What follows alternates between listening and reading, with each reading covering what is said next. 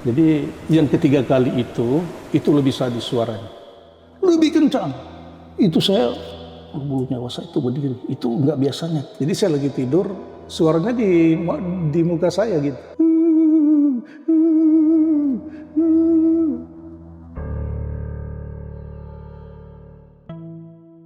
Setelah Cip diganggu dengan tangisan si Nona Manisi, itu aman-aman aja. Tetapi ketika kami sampai di Banjarmasin itu lebih sadis lagi.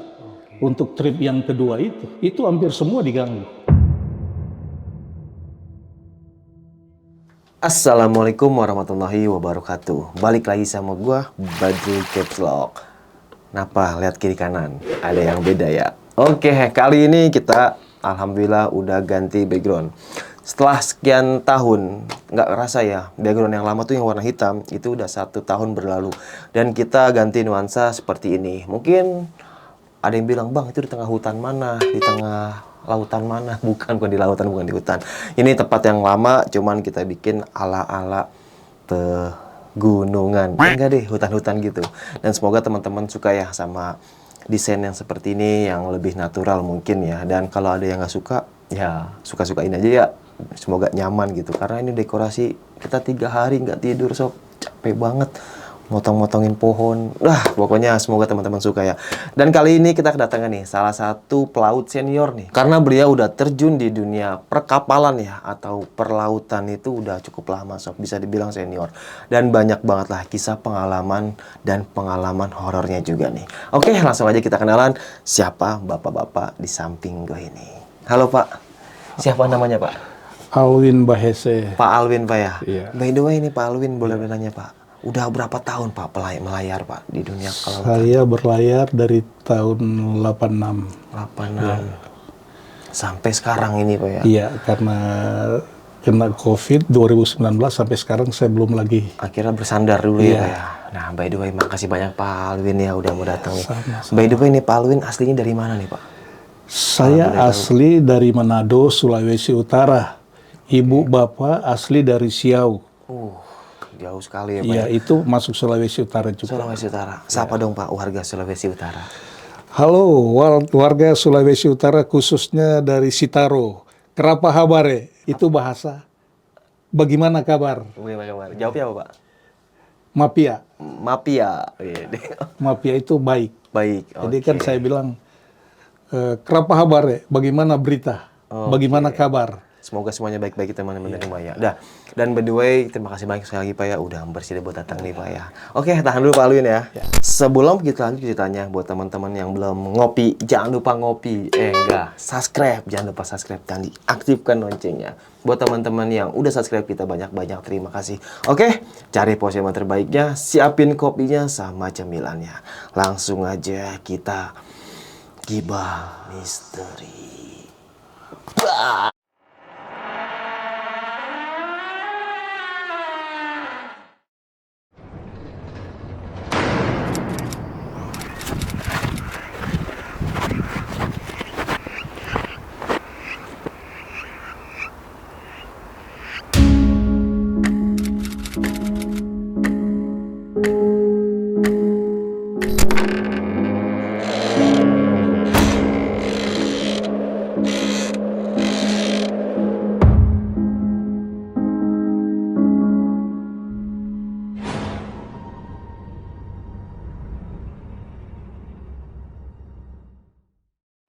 Gimana nih Pak Alwin, kisah pengalamannya Pak? Ya, kisah pengalaman saya itu ketika kami belayar dari Tanjung Priok tahun 2018 menuju Banjarmasin. Saat itu kami membawa muatan semen. Tonasa itu kalau nggak salah saya sudah lupa semen apa yang kami bawa. Itu dari Bogor. Dari Bogor. Ya, itu sebanyak 2.500 ton. Dan kami berangkat itu hari Minggu jam 8 pagi. Jarak yang kami tempuh ke Banjarmasin itu 3,5 hari. Di perjalanan laut itu? Ya, 3 hari, 3 malam tambah setengah hari lagi. Jadi di dalam perjalanan kami belayar itu seperti biasa aja. Ya kami bercanda, ngobrol kayak kami sekeluarga di dalam rumah. Karena satu kapal itu sudah anggap kayak kekeluargaan. Apapun agamanya, apapun sukunya, ras apa, dalam bentuk ras apapun itu sudah tidak ada ukuran di dalam kapal. Jadi mau tua mau muda kita udah anggap saudara bersaudara.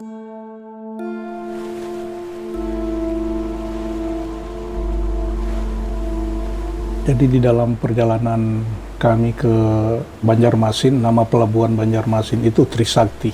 3 hari setengah kami harus berlabuh sore hari. Dan di sini kapal yang saya kerja juga, tahun pembuatannya itu ada terjadi korban. Maksudnya kapal yang Bapak pakai waktu berlayar itu? Iya. Oh. Jadi dalam pembuatan kapal itu sudah 90% dalam bentuk jadi, tinggal finishing aja kan. Pekerjanya seorang wanita itu jatuh dari dek 20 meter ke Palka dan meninggal di tempat. Ya, jadi ketika dia meninggal di tempat, saya hanya mendengar orang bercerita karena apa yang terjadi di atas kapal itu pasti akan ada yang tidak baik. Arti yang tidak baik bukan semua kru bekerja itu tidak baik. Ada sesuatu lah. Ya, setidak-tidaknya di kapal itu pasti akan ada penunggu. Walaupun penunggu itu bukan dia yang mati, bisa penunggu yang lain. Iya. Dan itu kapal yang Pak Alwin naikin? Iya. Luar biasa. Itu yang saya kerjakan bersama 10 orang. Kita total di situ 11 orang. Jadi ketika kami bekerja itu biasa-biasa saja. Tidak ada yang perlu ditakuti. Hari berganti hari di saat kami bekerja, satu persatu sudah mulai diganggu di dalam perjalanan dari Tanjung Priok menuju Banjarmasin. Walaupun gangguannya itu tidak seberapa horor, tetapi ketika kami sampai di Banjarmasin, horornya itu nampak mulai ada. Jadi ketika kami berkumpul, ya kami biasanya kalau sampai mengucap syukur ya. Kita berdoa menurut keyakinan kita masing-masing gitu. Ketika kami habis berkumpul, yang pasti istirahat kita masuk ke kamar masing-masing. Kalau yang belum mau tidur silakan di luar, nggak apa-apa gitu. Besoknya kita diperintahkan untuk masuk. Jadi karena sudah ada kapal yang harus keluar, kami harus ganti. Ternyata ketika kami sampai di itu sekitar 3 jam masuk ke dalam dari muara ya. Dari muara. Muara Sungai Barito. Itu di sana banyak kapal-kapal gede nggak bisa masuk, yang panjang 200 meter, 150 meter nggak bisa. Dia kandas. Jadi kita yang kapal cuma 1000 ton, draft 6 meter itu bisa masuk. Kita kalau draft 6 meter, muat sudah 4 meter ke bawah kan. Tinggal 2 meter untuk ke atasnya.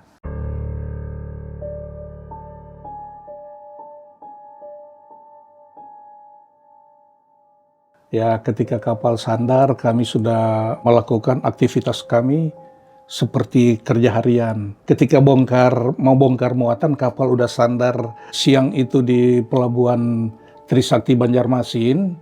Kami udah membuka Palka untuk bongkar semen.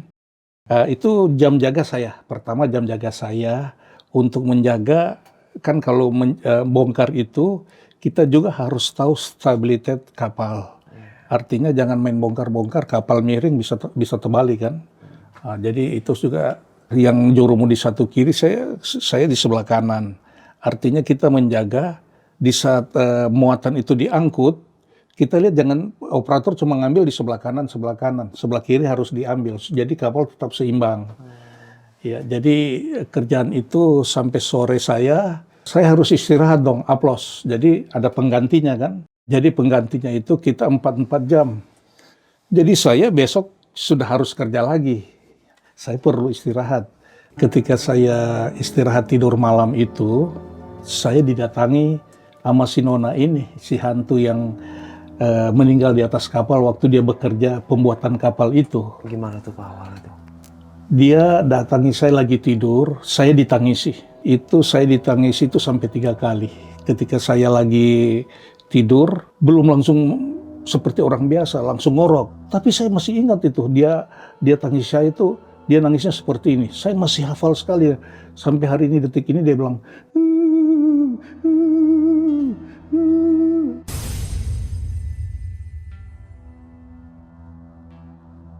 saya spontan saya bangun. Karena saya merasa di kamar itu tidak ada orang. Karena saya sudah tahu cerita seperti itu. Ketika dia tangisi saya spontan langsung bangun, duduk di tempat tidur saya. Saya langsung, supaya dia kan biasa kalau orang tempat horor suka begitu kan, hilang dia. Suara itu? Iya, suara itu hilang dan dia tidak ada di situ. Tapi sempat nampakin sosoknya? Tidak. Oh, suara dulu. Suara aja. Jadi karena saya capek, ngantuk, saya tidur lagi. Saya lawan ketakutan itu, saya lawan. Ketika saya tidur lagi, didatangi lagi saya. Semalam itu 3 kali dia datangi saya dan menangisi saya. Dengan yang suara yang sama? Suara yang sama. Gila. Itu suara yang sama, ketika saya bangun lagi, dia langsung hilang. Oh, suaranya itu.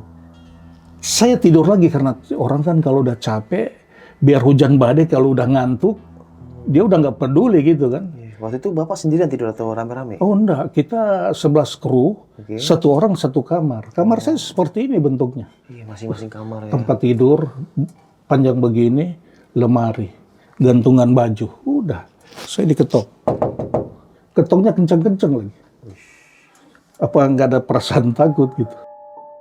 Jadi yang ketiga kali itu lebih sadis suaranya.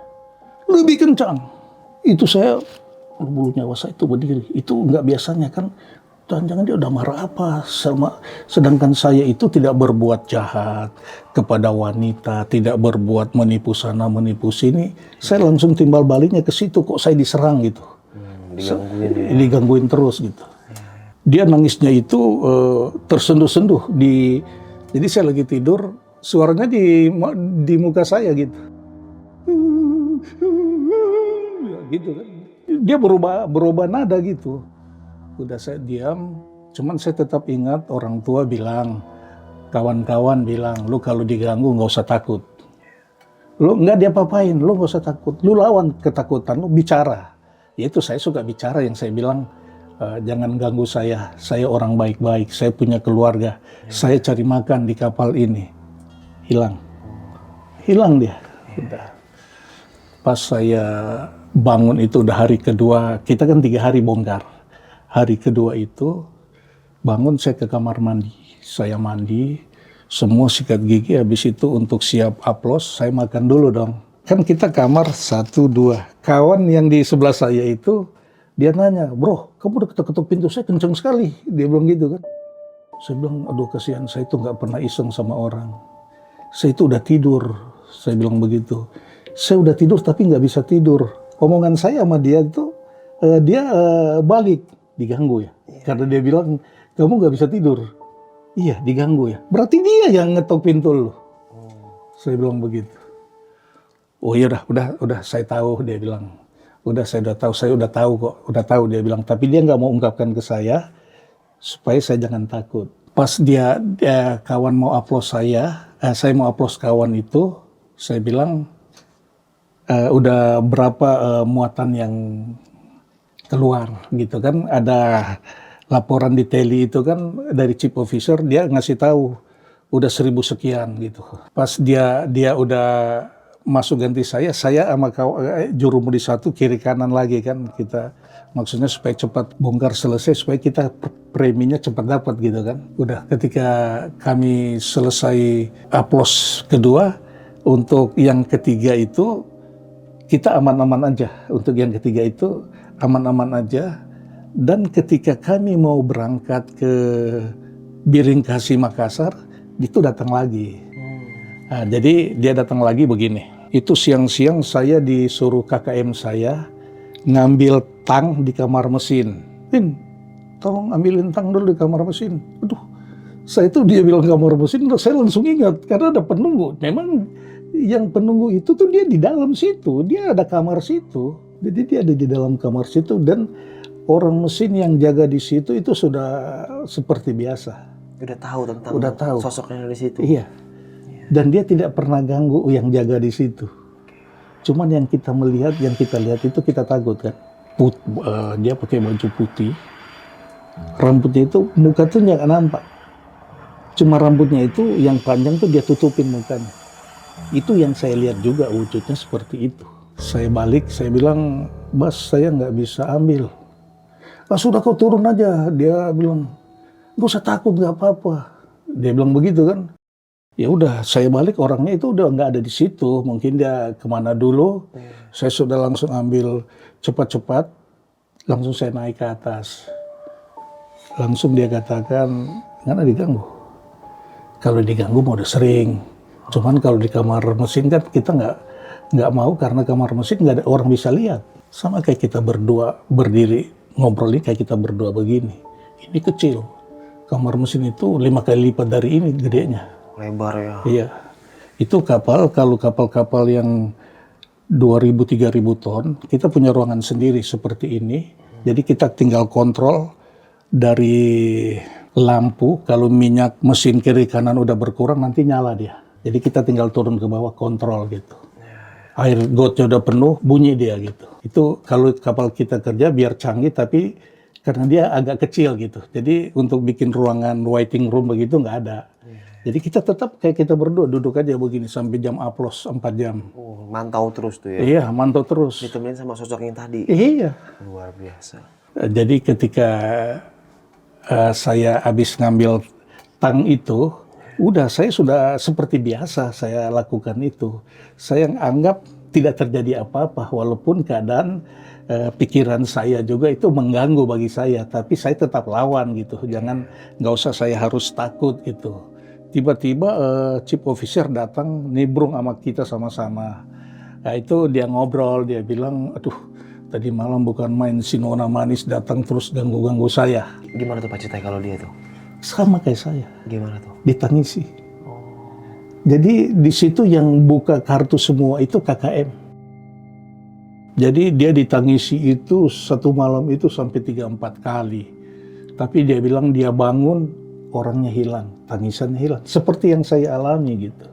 Saya memang merinding, takut kejadian itu, tapi saya mau kemana gitu. Kan malu saya numpang tidur sama kamu ya. Oh iya, gagal digangguin gitu ya. Iya. Gengsi buat laki men. Iya, tetap saya lawan.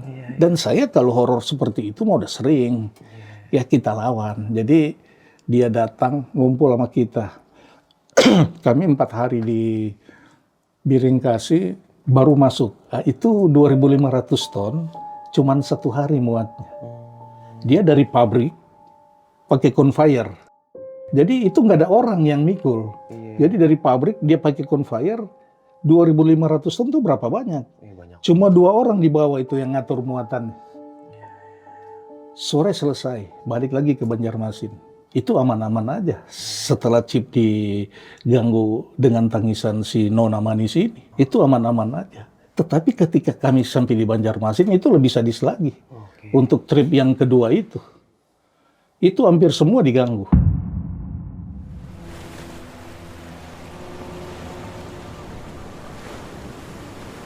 Jadi ketika kami dalam perjalanan menuju Banjarmasin dari Biringkasi Ujung Pandang, hampir semua sudah digoda. Tapi ketika ada kawan yang satu tuh dia mau istirahat tidur. Dia ketika mau istirahat tidur itu dia diganggu. Diganggu itu baru tertidur, kamarnya diketok. Dia pokoknya diketok terus. Dia bangun, buka, dia seperti saya. Takut tapi dilawan. Dia buka pintunya nggak ada. Dia buka pintunya nggak ada. Dia masuk, diketok lagi. Kayak saya. Ketika saya tidur, ditangisi. Ketika saya bangun, dia nggak ada. Dia itu 48. Jadi 4 subuh. Dia jaga 4 subuh sampai jam 8 pagi. Oh, iya. Kan orang masih sepi itu. Masih pada tidur semua. Dia baru masuk tidur. Diketoknya seperti itu. Dia juga bilang sama saya, saya bilang jangan ganggu lah, kami orang baik-baik. Tapi kalau diganggu seperti itu yang kami ceritakan. Karena dari KKM itu udah ajarkan seperti itu. Udah ketika dalam perjalanan itu sampai di Banjarmasin, itu kita 4 hari karena di Muara Banjarmasin itu kita ada daftar tunggu. Jadi kapal itu kita menuju satu pelabuhan. Kalau pas masuk, jadi kita berlabuh dulu, nggak langsung kayak mobil seenak kita masuk. Kapal itu kita berlabuh dulu, karena kita bisa menutupi jalan yang ada di dalam, kan sempit. kita daftar tunggu, besoknya masuk lagi. Ketika kita besok masuk lagi, hari keempat kita langsung sandar. Itu dari Biringkasi kita langsung sandar, di Pelabuhan Trisakti itu kita sandar itu udah siang. Jadi jam jaga saya lagi. Jadi ketika saya berjaga seperti biasa yang saya alami. Seperti hari-hari biasa dengan jam-jam kerja biasa saya alami itu untuk menjaga bongkar muatnya semen itu. Jadi itu aman-aman aja sampai saya selesai. Aplos yang lain itu biasa-biasa, nggak ada terjadi apa-apa. Ketika kami sudah mulai istirahat setiap malam, itu dia mulai bergerak. Yang dia datangi itu second officer, orang ketiga dari kapten. Dia datangi sama kapten second officer itu Mualim 2, dia ketok juga pintunya. Iya, dia ketok itu perasaan. Jadi sama second officernya itu, dia bangun, dia buka. Terus dia bilang, kok nggak ada orang? Siapa nih yang ngetok gitu kan? Dia juga nggak sadar kalau, padahal dia udah tahu di kapal itu tuh ada penunggu lah, nona manis kita bilang. Pas dia masuk, pintu dia nggak tutup. Orang Makassar, pintu dia nggak tutup. Udah, dia santai aja. Tapi ketika dia mau lihat, kalau memang betul-betul dia mau wujud, memang wujud. Jadi kamarnya dia cerita itu, putih-putih, rambut begini lagi jalan. Nyebrang di depan pintu kamarnya dia. Udah, dia langsung tutup, dia udah tahu kok. Udah, dia diam. Tapi bagi yang belum pernah melihat, cuma dengar suara aja udah takut, apalagi lihat wujudnya gitu. Saya 3 kali lihat wujudnya dia. Walaupun nggak lihat kayak saya lihat bertatap muka sama situ. Kita nggak bisa cantik ke jelek karena tertutup kan gitu.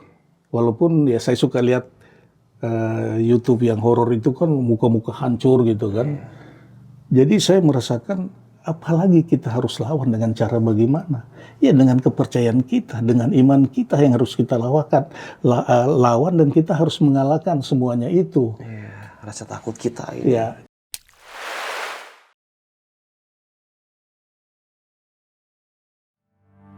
Saya waktu itu kebetulan disuruh pindah ke tanker.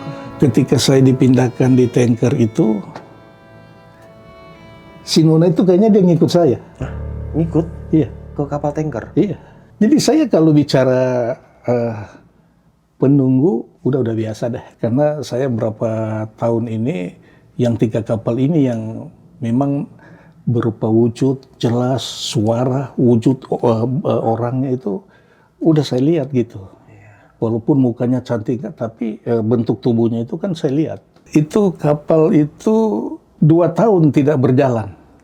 Maksudnya nggak bersandar terus? Iya, nggak jalan. Saya langsung berpikir, jangan-jangan nih kapal ini seperti yang saya kerja juga. Menurut cerita orang, di situ ada salah satu ABK bawa istrinya hamil mati di situ. Saya kadang kala, ketika saya jaga malam, kan sendiri.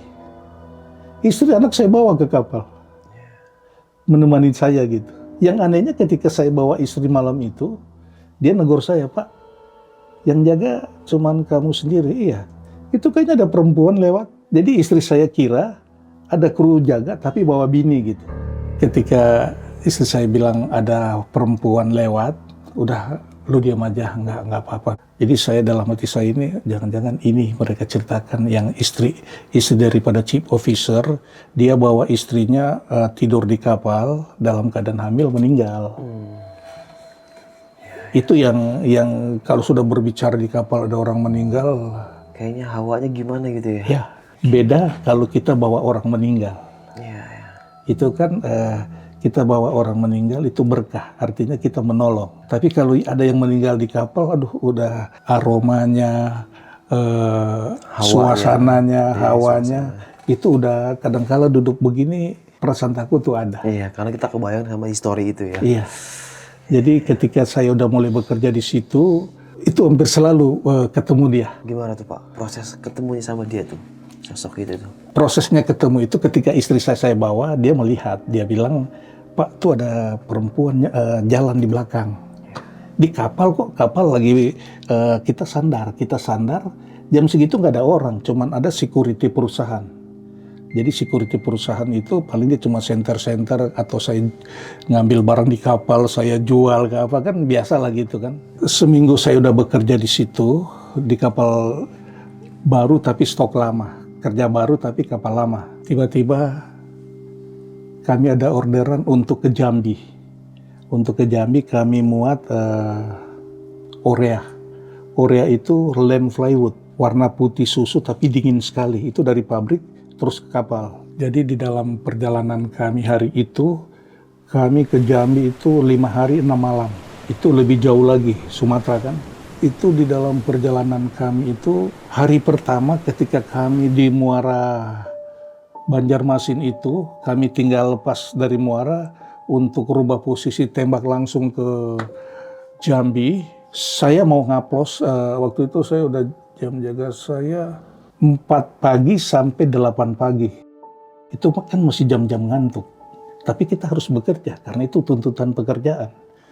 Ketika saya jaga sama officer, second officer, sudah ambil haluan, saya sudah berdiri, udah pegang kemudi kapal, kan kemudi kapalnya tuh cuma begini, tuh, dia otomat. Jadi kalau kita pakai manual, steering yang kecil. Kalau otomat, kayak lidi aja, kita cuma... Iya, cetrek-cetrek gitu ya. Iya. Chief officer, second officer turun, lampu peta udah dimatiin. Ya kan kalau kita mengambil posisi kapal kita di mana, titik koordinatnya kita di mana, kita sudah lihat di peta. Untuk titik koordinat kita buka GPS, nanti keluar di situ. Titik koordinatnya sekian derajat, speed 4,5, 6,6 gitu kan udah kelihatan kan. Tiba-tiba lampu peta itu nyala. Ketika lampu itu nyala, kan saya silau untuk melihat ke haluan, itu harus mati. Di situ juga saya merasa takut. Tiba-tiba kok lampunya jadi terang sekali gitu. Jadi saya balik matiin, tahu nggak? Itu saklar itu, kan kalau kita hidupin motor kan hidup nih. Iya. Berarti kita matiin kan? Itu posisi dia hidup. Jadi kayak ada yang muter. Makanya saya tinggal matiin lagi. 3 kali dia bikin begitu sama saya, sampai saya bilang, waduh, ini second yang mau diganti chip ini kok lama gitu kan. Udah saya bawa sendiri aja. Udah ketika saya bawa sendiri, karena sudah mau 1 jam harus mengambil posisi, saya nggak boleh, bukan hak saya, harus perwira. Dia datang. Nah, ketika dia datang mau mengambil posisi itu, yang ibu itu, mbak itu, dia lewat di kaca pintu kiri kanan itu. Wujud, dia lewat. Sosoknya gimana, Pak? Dia wanita itu badannya kayak tembem gitu. Oke. Agak gemuk, nggak gemuk amat gitu. Rambutnya sampai sini. Dia lewat, saya diam gitu kan. Sampai saya jam 8 pagi saya aplos, itu tidak ada horor lagi. Tapi ketika saya mau jaga subuh itu jam 4 sebelum saya naik, dia lagi duduk-duduk di tangga, kan kapal kan saya harus ke Anjungan. Yeah. Besoknya saya mau aplos, saya bangun dari kamar tempat tidur saya kan, belok kanan begini, baru mau naik tangga nih. Pas mau naik tangga, dia lagi duduk di tangga. Tapi mukanya begini, nggak mau kasih lihat mukanya. Wujudnya itu pakai rok, baju biasa. Jadi ketika saya bekerja di perusahaan itu, orang banyak bilang, bro, kamu berani ya? Padahal saya itu perasaan takut, cuma saya lawan-lawan aja gitu. Orang pada bilang, kamu berani. Memang di sini penunggunya tuh yang istrinya Chip yang meninggal, dia yang jaga. Dia suka ganggu-ganggu juga gitu. Oh, jadi karyawan lain pun sama ngelihat juga? Sama, cuman mereka itu menilai saya berani. Yang saya sih, ya mau diapain lah. Kalau kita penakut, kita kalah, kita bilang. Masa orang udah mati mau bikin kita mati?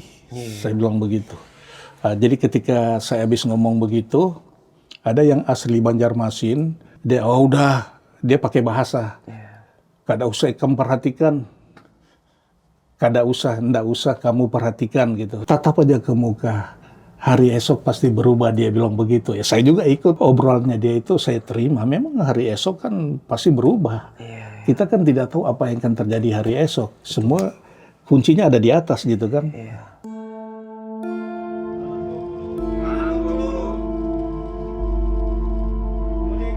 Hari keempat Itu lebih sial lagi. Kan di belakang tuh ada tape, ada TV. Biasa anak-anak tuh kalau pada capek suka pada goyang-goyang bercanda gitu kan. Itu yang saya ingat. Ya saya subuh itu mau buang air kecil. Oh, saya bilang, nih tape nih siapa yang setel? Tape decknya ini kayak sound system gitu. Wih, kenceng sekali. Semua orang pada tidur kan jam istirahat gitu kan. Jadi saya berjalan pelan-pelan, muter mau ke kamar mandi itu, saya lihat dia lagi duduk di salon, di ruang makan tuh lagi begini. Wow, sering saya lihat dia begitu, tapi mukanya itu dia nggak mau kasih lihat berhadapan begini, jadi dia ada nonton begini. Tapi kelihatan mukanya, matanya, bentuknya gimana gitu? Kalau bagi saya, kalau dari samping cantik. Cuman muka kita berhadapan begini itu nggak terlalu jelas karena dia nonton begini. Mungkin karena dia lihat saya melihat dia langsung buang muka gitu. Itu yang saya nilai seperti itu. Berapa detik Bapak ngeliat itu waktu itu? Apa berapa menit? Nggak sampai menit, itu detik aja sih. Cuman karena perasaan takut, ya namanya yang kayak begitu juga biasanya kita lihat sebentar langsung hilang gitu kan. Itu sekitar 5-6 detik lah. Saya langsung lihat begini, dia lagi. Jadi saya ikuti gitu, dan saya coba belajar keberanian gitu. Buat lawan itu. Iya, buat lawan. Akhirnya dia langsung hilang. Ada juru masak saya bangun, kan dia mau masak nih. Dia bilang, kamu jam segini masa putar tape orang pada tidur? Oh, jangan asal nuduh, saya bilang. Saya juga suka musik, tapi kalau jam begini mau cari gara-gara, saya bilang begitu kan. Saya duduk lagi di dekat tempat dia, saya ngomong sama Nikoki. Saya bilang, Opa, kita mau ke WC itu, mau buang air kecil, ada yang putar ini. Itu yang Koki yang tua itu bilang, oh biasa kalau dia itu. Dia bilang biasa kalau dia itu. Ya makanya Opa jangan bilang kita setel TV dan musik. Kalau kita setel itu kan bunuh diri namanya. Kita bisa dimarah orang. Jam-jam segini kita putar. Udah, dia marah ke saya, dia tidur malam, diganggu dia. Dia langsung cari saya besok paginya tuh. Gimana kalau diganggu gitu Pak? Dia lagi tidur, diketok-ketok pintunya. Jadi kan mau tidur enak kan nggak jadi. Dia bangun, buka, nggak ada orang. Itu seperti yang saya sudah alami, seperti itu. Nah, itu yang terakhir yang saya bilang waktu saya mau pulang, karena istri bilang, Pak udah berhenti aja deh. Udah lama nggak pulang, gitu kan. Jadi saya coba-coba tanya kapten bilang, kamu cari pengganti. Saya bilang, kalau bukan dari kantor bisa, Cap. Ya kamu minta CP-nya, nanti saya fax ke kantor, dia bilang. Atau nanti saya PDF ke kepala operasional, pengganti kamu ada situ. Kebetulan perusahaan itu bapak saya juga pernah bekerja. Oh, di perusahaan itu juga? Iya, bapak saya kapten kapal sampai almarhum gitu. Adik saya juga kapten di situ, kakak saya juga kapten di situ. Cuman saya yang... Keluarga pelaut ternyata. Memang kami keluarga pelaut. Dari sepupu-sepupu, baru dari ibu, adik bapak semua. Kita dari Manado, Sangir, itu pelaut semua. Oke, mantap ya. Tuh, gokil. Nenek moyang kita seorang pelaut, bukan seorang pembalap. Jadi kalau bawa motor pelan-pelan. Ya saya juga kalau bawa motor, biar udah masih muda, itu pun kalau sepi 80 udah paling kenceng. Kalau sepi. Kalau sepi. Kalau rame? Lebih pelan lagi. Iya. Nah nih Pak, itu di kapal yang pertama nih Pak, yang angkat semen itu ya. Iya. Itu sosok si, mungkin teman-teman Bapak nyebut dari situ si Nona ya, karena dia yang sering nampakin. Selain karyawan yang tadi Bapak sebutin, ada lagi Pak yang paling parah ngeliat penampakan dia itu, entah digangguin, entah ada yang dicekek atau apapun itu Pak. Kalau yang dicekek belum ada. Oh nggak ada? Ya, cuman suka nampakan aja itu. Dan seringnya ngetok-ngetok pintu itu? Iya. Oh. Kenapa itu bisa disebut orang yang si karyawan jatuh itu sosok dia gitu? Atau mukanya mirip kah atau gimana? Kami semua itu tidak melihat mukanya seperti apa. Tetapi biasanya kalau kecelakaan di satu tempat, lalu tempat itu kayak angker, orang meninggal di situ, pada umumnya orang udah katakan si dia. Di situ sempat ada interaksi Pak di situ? Antara misalkan orang yang kesurupan, ini saya congol kan dorong Cina ya, Nggak ada. nggak ada. Iya. Atau ada orang yang ngerti ilmu spiritual sedikit gitu, Iya. interaksi sama sosok gitu. Nggak ada sama sekali. Cuman seperti apa yang saya ungkapkan aja. Iya, iya, iya. Itu seperti itu. Mungkin karena semua memberanikan diri. Iya. Atau ya kita nggak tahu, masing-masing punya pegangan. Saya juga sudah dilindungi. Terutama kita udah dilindungi Sama yang Maha Kuasa. Ya. Dan Pak Alwin ini berlayar sejak tahun berapa nih Pak? Saya 86. Ya. Bapak saya suruh saya sekolah ke Semarang. Saya di Semarang tidak habis sekolah. Harusnya ketika saya habis sekolah, saya punya ijazah gede. Tapi karena saya tidak habis sekolah, saya ambil dari bawah dulu. Dari masih SKP, buku pelaut. SKP itu sertifikat keterampilan pelaut sama buku pelaut. Zaman itu untuk jadi pelaut, seorang jurumudi itu mudah. Mudah ya Pak dulu ya? Dulu? Iya, sumpama kayak masnya, saya mau jadi pelaut. Udah lu bikin aja buku pelaut sama SKP. Sudah mau pegang kemudi bisa apa enggak, nanti diajarin di kapal udah bisa. Kalau sekarang udah nggak bisa. Sulit ya Pak ya? Oke, berarti wah senior nih sob di dunia perlautan ya Pak ya, bisa dibilang udah melalang buana ya, bukan melintang-melintang. Tadi melintang-melintang. Nah nih Pak, punya pesan nggak Pak buat teman-teman nih? Mungkin ada juga nih penonton yang cita-citanya pengen jadi pelaut gitu kan Pak, pengen menjadi pelayar gitu Pak. Iya. Mungkin Pak Alwin nih punya pesan-pesan nih buat teman-teman di rumah. Ya, pesan-pesan saya untuk adik-adik yang masih muda untuk mau jadi pelaut itu boleh, tapi kita jangan mendengar apa kata orang jadi pelaut banyak duit, kita jual minyak. Itu yang pikiran seperti itu dulu. Kalau sekarang kita mau cari duit 2-3 juta itu susah tanpa di luar gaji. Kalau zaman saya belayar, kita mau cari duit tanpa tunggu habis bulan kita dapat duit. Kita tinggalkan pelabuhan, BBM yang dikasih 60 ton untuk PP, itu nggak semua 60 ton kita pakai. Yang 15-20 ton dijual itu kita bagi di atas kapal. Makanya banyak anak-anak mau jadi pelaut, mendengar di sana, belum gajian udah pegang duit. Jadi untuk adik-adik sekalian kalau mau jadi pelaut, jadilah pelaut yang benar. Kalau memang tidak sekolah, ijazah SMP pun udah bisa jadi pelaut, kita harus sekolah dulu, ambil BST, Basic Safety Training, sama AFF, Art Fear Fitting, sama SAT, sertifikat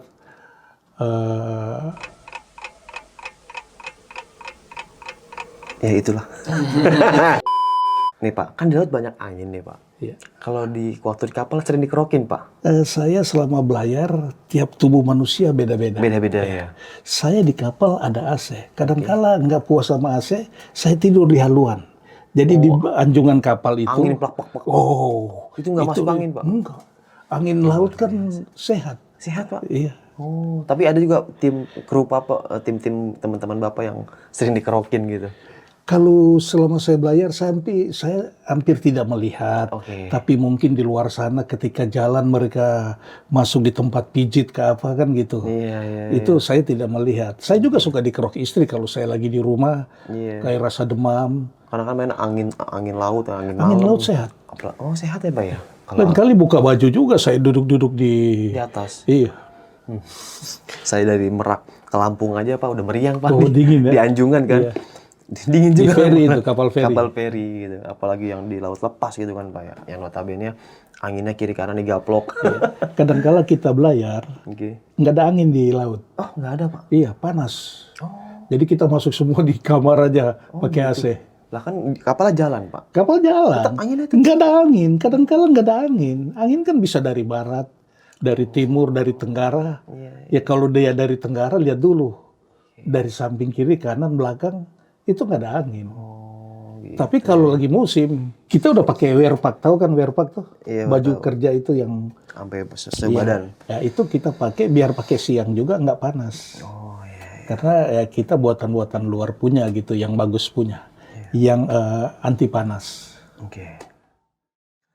Oke sob, mungkin sekian nih kisah pengalaman horor yang dialami sama Pak Alwin ini. Bisa kita ambil segi positifnya, buang jauh-jauh negatifnya. Jadi balik lagi, semangat para pejuang keluarga, semangat para pejuang rupiah. Ya kerja, setiap setiap pekerjaan selalu punya risiko dan setiap pekerjaan selalu memberikan ilmu-ilmu dan pengetahuan dan hal-hal macam lainnya. Dan ya namanya kita berjuang ya, nggak ada yang gampang. Yang gampang adalah menaklukkan hati dia. Tapi ditolak terus, bercanda.